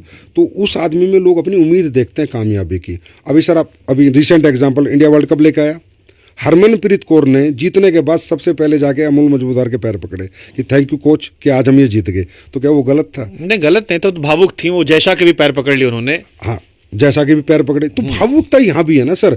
हर व्यक्ति को लग रहा है यार मुझे तो कुछ नहीं आता था, गुरुजी मुझे सिखाएंगे। तो वो गुरुजी खुद बनाते हैं, हम नहीं कहते हमें गुरुजी बोलो, वो उनको मेंटर खुद मानते हैं, क्योंकि उस मेंटर ने उन्हें रात रात भर काम सिखाया है कि ऐसे प्लान देना है, प्रोडक्ट में ये डाला हुआ है, तुझे ऐसे बताना है। और जब तेरी टीम बन जाती है तो उन्हें सेल्स की ट्रेनिंग ऐसे देनी है, पर्सनैलिटी की ट्रेनिंग ऐसे देनी है। जो उस इंसान ने अपने 10 साल के कैरियर में सीखा वो अगले 10 महीने में डिलीवर करता है फ्री ऑफ कॉस्ट। और उसमें लोगों को दिखता है अगर सर हमें गाइडलाइन देंगे, नॉलेज देते रहेंगे तो हम भी नेटवर्क बना जाएंगे और हम भी एक दिन यहाँ सफल हो जाएंगे। तो उस उम्मीदों के कारण सर कोई पैसे देके कहीं भीड़ नहीं बुलाई जाती, ना पैसे देके, ये एकली तो इंडस्ट्री है जहाँ पैसे देके ना तो सर भीड़ आती, कोई नहीं आएगा। आप बताइए कौन आएगा पैसे देके? और कोई माला नहीं पहनाता। यही इंडस्ट्री है दिल से लोग करते हैं, इमोशनल इंडस्ट्री सर। यानी कुल मिलाकर आप ये कह रहे हैं कि भरोसे की इंडस्ट्री, जिससे भरोसा आदमी जो है उसी के इर्द गिर्द है। प्रोडक्ट से ज्यादा वो इंसान जो आपको सेल कर रहा है उस पर भरोसा करे, चाहे नीचे वाला हो या ऊपर वाला हो। हाँ जी, प्रोडक्ट एक पार्ट है सर, लेकिन अगर मुझे प्रोडक्ट बेचने कोई नहीं सिखाएगा, मैंने नेटवर्क बनाया उसको चलाने को नहीं सिखाएगा, उसको सेल्स स्किल्स कैसे डेवलप करनी है, उसमें पर्सनैलिटी स्किल्स कैसे, कम्युनिकेशन स्किल्स कोई बताएगा नहीं, तो मैं तो रोंग हूँ ना सर। मैं तो पता नहीं किस, मेरा जो बैकग्राउंड है हो सकता है इंजीनियर का, हो सकता है डॉक्टर का है, हो सकता है टीचर का, हो सकता है प्रोफेसर का, हो सकता है मजदूर का भी हो सकता है एक सुपरवाइजर का भी हो सकता है, लेबर का भी हो सकता है। अब मुझे जो व्यक्ति सिखा रहा है, जो मुझे रोज बता रहा है, रात भर जाग रहा है मेरे साथ, उस व्यक्ति को रिस्पेक्ट दूंगा। बट सोशल मीडिया के दौर में इसका फ्यूचर क्या देख रहे हो आप? क्योंकि आजकल कोई भी कंपनी का ऐड आता, लोग फेसबुक पर लगा देते हैं, इंस्टाग्राम पर लगा देते हैं, यूट्यूब पर लगा देते हैं। एक बार प्रोडक्ट यूज किया लोगों ने, थोड़ा सा वायरल हुआ तो लोगों को पता ही अच्छा प्रोडक्ट है, इसको लेना है। तो उसमें फिर डायरेक्ट सेलिंग का फ्यूचर क्या देख रहे हो आप? सोशल मीडिया से तो हमें बहुत ज़्यादा प्रिविलेज मिली है सर। हमारे यहाँ लोग पूछते हैं, प्रोडक्ट के रिजल्ट बताते हैं, खुद आके बताते हैं, कंज्यूमर बताता है। जैसे मैं भी प्रोग्राम पे स्टेज पे लोगों को बुलाता हूँ कि भाई बता, ईमानदारी से बता, और ये भी बता, तेरे से सारी बातें करता हूँ, और कोई भी जाके उन्हें चेक कर ले, कोई भी जाके चेक कर ले कि इसका रियल रिजल्ट है। तो हमें भी बहुत प्रिविलेज मिला है सर। आज सोशल मीडिया में मेरे खुद के 11 लाख फॉलोअर हैं, खुद के मेरे 11 लाख फॉलोअर हैं, पहले कभी नहीं होते थे। सोशल मीडिया से तो हमें प्रिविलेज मिल रहा है सर। दोनों पार्ट होते हैं, नेगेटिव पार्ट है तो पॉजिटिव पार्ट भी है। कुछ लोग हमारे, नहीं, मैं चैलेंजेस के पॉइंट ऑफ व्यू पे कह रहा हूँ कि जैसे किसी आदमी ने सोशल मीडिया पे प्रोडक्ट बेचा तो उसके लिए आसान है कि एक बार वायरल हो गया वो तो फिर उसके प्रोडक्ट अच्छा है तो उसको लोग रिपीट करते रहते हैं, अनलेस एंड अनटिल वो खुद उसको खराब करेगा। और ऐसे बहुत सारी कंपनीज हैं जो सोशल मीडिया के सहारे बिजनेस चला रही हैं। उसमें मैं डायरेक्ट सेलिंग, लोगों तक जाना, हर एक व्यक्ति में इन्वॉल्व होना, घर घर गांव पहुंचना, ये इसका फ्यूचर क्या है? क्योंकि अभी तो चलिए गांव, देखो सर, ये एक बिजनेस मॉडल हुआ जो आपने कहा कि वो एक मॉडल है, सोशल मीडिया से प्रोडक्ट सेल करने, एक बिजनेस मॉडल, पर ओनली फॉर इंडिविजुअल है। डायरेक्ट सेलिंग का बिजनेस मॉडल फॉर एवरीवन है, इतना ही फर्क है। ई कॉमर्स का मॉडल है वो ओनली फॉर प्रमोटर्स है, रिटेलर का मॉडल है ओनली फॉर रिटेल स्टोर्स का, कि मैं इसका मालिक हूँ जी, मैं कमा रहा हूँ। यहाँ सबके लिए समान अपॉर्चुनिटी है। तो हमारा फ्यूचर इसलिए कि लोगों को, जिनको ज़्यादा, एक आदमी को पैसा देश में नहीं चाहिए सर, लाखों को चाहिए ना, उन लाखों के लिए हमारी इंडस्ट्री है। तो हमें तो सोशल मीडिया से बहुत बेहतर है कि वो लाखों लोग आए और अपना कैरियर बनाए और हमारे प्रोडक्ट बेच के आए। आप पहले फौज में थे? हाँ जी। पिताजी भी थे? पिताजी भी थे। तो फौज से फिर इधर आने का मतलब, मकसद? फौज में रहते रहते डायरेक्ट सेलिंग के मॉडल की ताकत को समझा, प्रोडक्ट को समझा, गैप्स को समझा, खासकर कि भाई भारत में क्या गैप्स है। तो सर एक बहुत बड़ा गैप मुझे सर रियलाइज़ हुआ कि हमारे देश में ना बीमारी बहुत है और बेरोजगारी बहुत है, बहुत बड़ा गैप है। और वेलनेस का नॉलेज ही नहीं है, अवेयरनेस नहीं है। मुद्दा ये नहीं है कि आप बीमार हो रहे हो, मुद्दा ये बीमार हो क्यों रहे हो। तो ये अवेयरनेस क्रिएट करना, सेमिनार्स करना, तो मुझे अच्छा लगा यार, ये मॉडल पे काम करेंगे, हर्बल प्रोडक्ट्स बनाएंगे, लोगों को देंगे, पैसा भी कमाएंगे, दुआएं भी पाएंगे, रोजगार भी देंगे। तो आज आपके भगवान के आशीर्वाद से और सभी लोगों के सहयोग से आज सब कुछ है। क्या करते थे फौज में आप? फौज में मैं गनर था, आर्मर्ड कोर में टैंक के गोले चलाता था। कहाँ कहाँ पोस्टिंग थी? मेरी पठानकोट थी, हिसार थी, जम्मू कश्मीर में आरआर राष्ट्रीय राइफल्स में भी रहा हूँ। उसका एक्सपीरियंस कुछ काम आता है यहाँ पे? पूरा काम आता है, डिसिप्लिन काम आता है, दिन जागने की ताकत रहती है, मेहनत करने की हिम्मत रहती है, सच बोलने की सबसे बड़ी ताकत है मेरे अंदर। Honesty is the best policy, वो आर्मी से सीखी है मैंने। तो डिसिप्लिन लूँ। तो अब फिर मैं वही आ रहा हूँ, क्योंकि हमने इसके कई सारे पॉजिटिव नेगेटिव सारे पहलुओं पर बात की। एक नए इंसान को आप क्या बताओगे? मैं नए इंसान को बताऊंगा उस दौर में जहां पर आप मीम कल्चर बन चुके हो।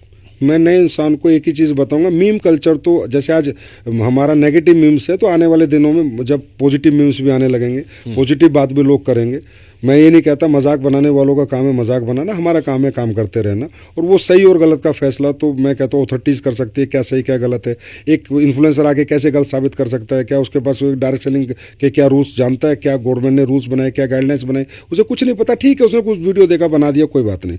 लेकिन नए आदमी के लिए मैं ये कहना चाहता हूँ कि डायरेक्ट सेलिंग अकलौता एक प्लेटफॉर्म नहीं है आपकी सफलता का।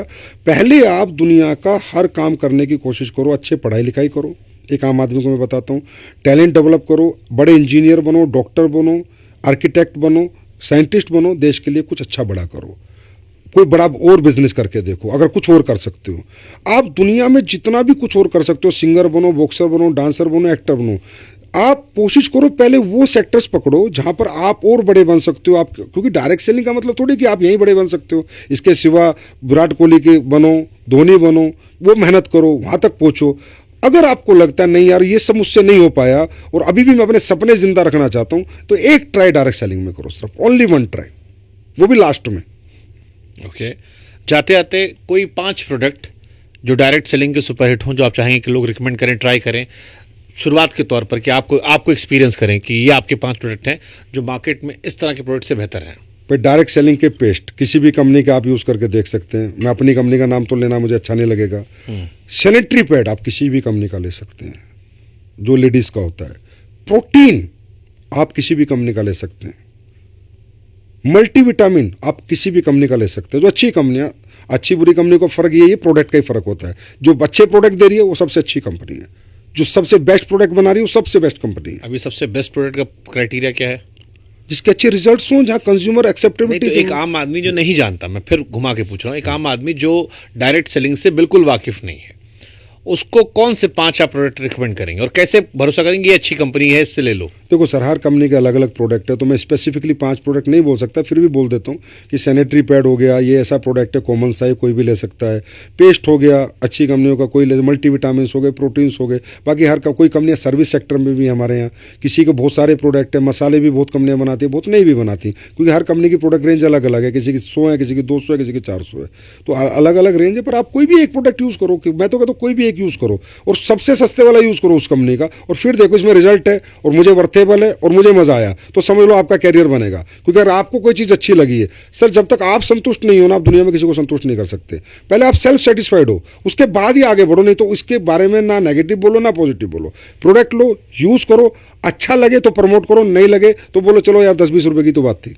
चलिए, हम कमेंट सेक्शन आपके हवाले कर देते हैं, इसीलिए हमने सवाल पूछे ताकि लोग उसका इस्तेमाल करें और फिर अपना जो ओरिजिनल फीडबैक है वो कमेंट सेक्शन में दें, जिससे हम भी पढ़ेंगे और आप भी पढ़ेंगे और आपके जान पहचान वाले या वो लोग जो इस्तेमाल कर रहे हैं नहीं कर रहे हैं वो भी पढ़ेंगे। बहुत बहुत शुक्रिया आपका। हमारी कोशिश थी सारे सवालों के ज़रिए आप लोगों का जो एक पहलू था उसे लाया जाए। कोई बात रह गई हो तो आप पूरी कर सकते हैं। मेरे लिए सर आज का दिन बहुत महत्वपूर्ण दिन है। शिवांकर सर, आपने मुझे बुलाया और आप बिल्कुल, सबको पता है कि बिल्कुल ऑनेस्ट पत्रकार हैं, जो है वही बोलना है आपने, और कोई आपसे बुलवा तो सकता नहीं, मनवा आपको सकता नहीं। वो नॉलेज आपके पास है, वो इंटेलिजेंस आपके पास है। आज आपने मुझे ये प्लेटफॉर्म दिया तो मुझे बहुत अच्छा लगा कि देश के लोगों को अनइथिकल और इथिकल डायरेक्ट सेलिंग जानने का मौका मिलेगा। आपका बहुत बहुत धन्यवाद। Thank you sir.